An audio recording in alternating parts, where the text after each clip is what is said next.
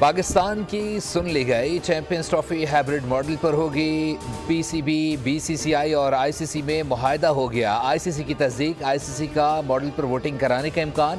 Pakistani team 2026 میں بھارت نہیں جائے گی۔ آئی سی سی سے منظوری کے بعد میچز نیوٹرل وینیو پر ہوں گے۔ آئی سی سی کو سیف افریقی ٹورنامنٹ پر کوئی اعتراض نہیں ہے۔ آئی سی سی ویمنز ٹی20 ورلڈ کپ 2028 کی میزبانی کرے گا۔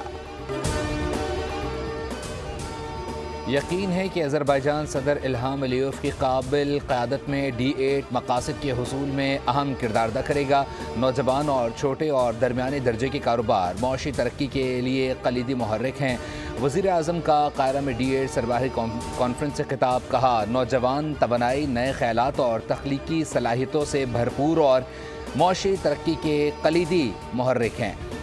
ایس ایم ایز ملازمتیں پیدا کرتے ہیں، مقامی کاروبار کو فروغ دیتے ہیں۔ پاکستان اسٹاک مارکیٹ میں تاریخی مندی، مارکیٹ میں 4200 سے زائد پوائنٹس کی شدید کمی۔ 100 انڈیکس 1,06,000 سے بھی نیچے آ گیا۔ کاروبار کی صورتحال پر شراکت دار سر پکڑ کر بیٹھ گئے۔ مارکیٹ میں غیر یقینی کی کیفیت جاری۔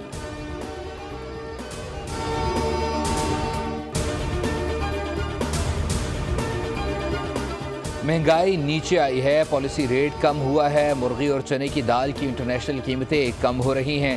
وزیر خزانہ محمد اورنگزیب کی میڈیا سے گفتگو، کہا کل ای سی سی میں بتایا مرغی، چنے، ماش کی دال کیسے نیچے گئی۔ پالیسی ریٹ سے زیادہ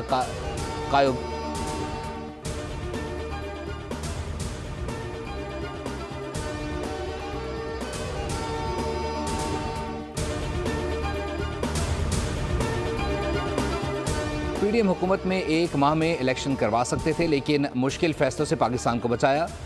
کرپشن ختم ہو جائے تو آئی ایم ایف فنڈ کی ضرورت نہ پڑے۔ وزیر دفاع خواجہ آصف نے ملکی مالی مسائل کا حل بتا دیا، کہا کرپشن میں 50% کمی سے بھی ملک خود مختار ہو جائے گا۔ ملک میں کرپشن کی حالت انتہا پر ہے۔ ایک کلیکٹر کسٹم پوسٹنگ کے لیے 40 سے 50 کروڑ روپے رشوت دیتا ہے۔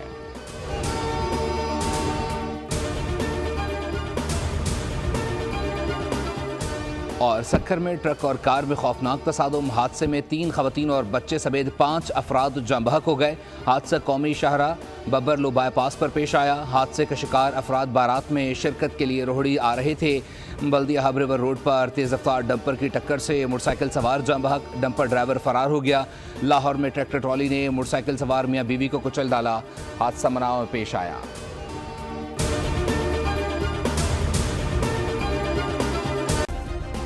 سبسکرائب کریں اور بیل دبائیں تاکہ کوئی خبر رہ نہ جائے۔